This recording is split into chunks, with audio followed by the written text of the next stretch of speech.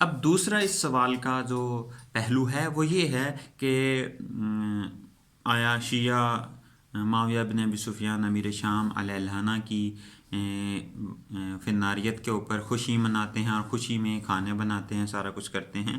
تو دیکھیں، سب سے پہلے یہ جو نعرہ لگایا ہے یہ دعوت اسلامی کے جو امیر ہیں، امیر بدعت الیاس قادری صاحب، انہوں نے لگایا کہ معاویہ بے گناہ بے خطا معاویہ معاویہ، یا اور بھی مختلف مکاتب فکر کے جو افراد ہیں وہ کیا کرتے ہیں، اس طرح کے نعرے لگاتے ہیں۔ تو اگر ہم تاریخ دیکھیں، کچھ سال پہلے یہی جو مدنی چینل ہے، مدنی چینل کے اوپر اس طرح کی کوئی مناسبت نظر نہیں آتی۔ میں رات ہی سرچ کر رہا تھا اور کلپ میری نظروں سے گزرا کہ اس میں چند سال پہلے جب اتنے یہ فیمس نہیں تھے اور ان کو کوئی ٹاسک نہیں ملا تھا، تو یہ 22 رجب کو امام صادق علیہ السلام کے عنوان سے کیا کرتے تھے، نیاز اور کنڈے اور سارا کچھ وہ اہتمام کرتے تھے۔ پھر ٹریک چینج ہوا، ان کو کوئی اور ٹاسک ملا، تو پھر انہوں نے کیا کیا، پھر 22 رجب کو عرس امیر معاویہ علیہ العنہ کا انہوں نے اعلان کیا۔ آئیں اب ہم ذرا دیکھتے ہیں کہ کیا 22 رجب امیر معاویہ علیہ العنہ کا ہی روز وفات ہے یا کچھ حقیقت اس کی کچھ اور ہے۔ اب آئیں ذرا دیکھیں اس کے ہم کھرا نکالتے ہیں کہ کیا 22 رجب کو ہی معاویہ علیہ العنہ کی وفات کا دن ہے۔ آپ کچھ نہ کہیں، کہیں نہ جائیں، نہ شیعہ مصادر میں جائیں نہ سنی مصادر میں جائیں، انٹرنیٹ پہ گوگل سرچ کریں، میرے سامنے کھلا ہوا ہے، معاویہ ابن ابو سفیان لکھیں۔ ویکیپیڈیا کی جو سائٹ ہے، ویکیپیڈیا، وکی شیعہ، وکی فک، اس کو نہ دیکھیں، ویکیپیڈیا کی جو سائٹ ہے اس کے اوپر آئیں، اس کے اوپر جو معاویہ اس کی جو وفات لکھی ہوئی ہے وہ 18 اپریل سن 680 عیسوی، یعنی ابھی تو 2025 سٹارٹ ہو گیا ہے، تو 680 عیسوی میں 18 اپریل کو ویکیپیڈیا نے یہ روز وفات لکھا ہے۔ چونکہ انٹرنیٹ پہ سب کچھ موجود ہے، ہم کیا کرتے ہیں، یہی جو 18 اپریل 680 ہجری کو، اس کو ذرا آپ کسی کنورٹر میں ڈالیں، کنورٹر میں ڈال کے اس کو یہ کہیں کہ یہ جو ڈیٹ ہے میلادی ہے، چونکہ میلاد مسیح سے یہ سٹارٹ ہوئی ہے، تو اس ڈیٹ کو کیا کرے، کنورٹ کرے ہجری میں۔ ہم نے ڈالا، ہم نے اس کو یہ کہا کہ 680 عیسوی اپریل کی 18 تاریخ، اور دن اس نے بتایا اتوار کا،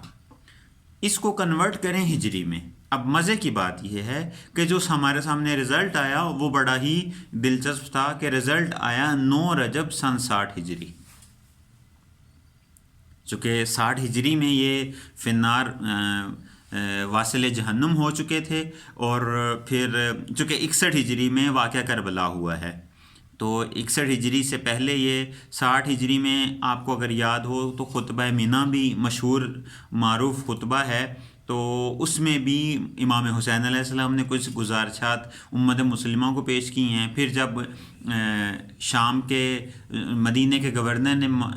امام حسین علیہ السلام کو بلایا، تو امام حسین علیہ السلام نے مدینہ میں یہ جا کے اس کو کہا کہ لگتا ہے کہ تمہارا امیر اس دنیا سے چلا گیا ہے، یعنی 60 ہجری کا یہ واقعہ ہے، 9 رجب کا یہ واقعہ ہے، اور اس کو کھینچا تانی کر کے کہ